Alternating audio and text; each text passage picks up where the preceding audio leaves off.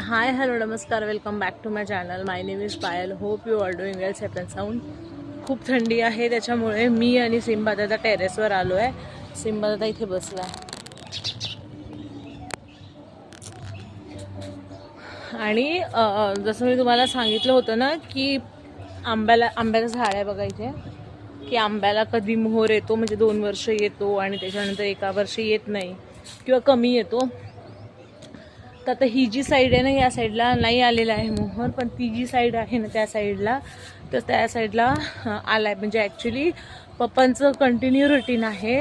पप्पा येऊन बघतात वर की मोहर आला आहे की नाही. तर मग काल पप्पा सांगत होते, तर आज मी पण बघितलं तर आला आहे मोहर.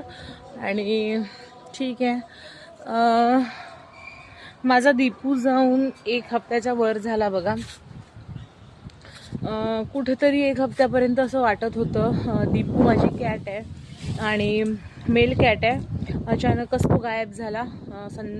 मी एका शॉर्ट ब्लॉगमध्ये सांगितलं पण आहे की तो अचानकच गायब झाला. आणि हा नकली साप आहे माझ्या हातात.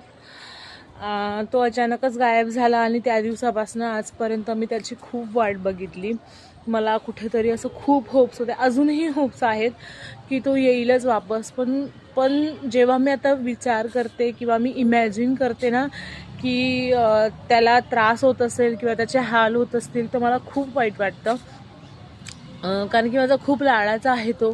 मग घरात झोपून 1 वर्षाचा होता तो आणि 1 वर्षापर्यंत तो कुठेच गेला नाही.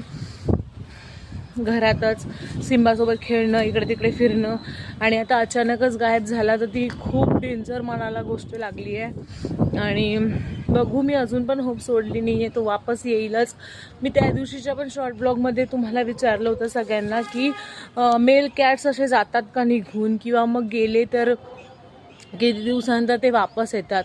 सो प्लीज मला कमेंट करून सांगा की तुमच्यासोबत किंवा तुमच्या घरी असं झालं आहे का की मेल कॅट्स निघून गेले, वापस आले. मला तुमच्या कमेंट्सची, मी ॲक्च्युली तुमच्या कमेंट्सचा वेट करत आहे, कारण की मला कोणाकडनं तरी कळायचं आहे की असं होतं का म्हणून. सो नक्की कमेंट करा. ठीक आहे, बाय.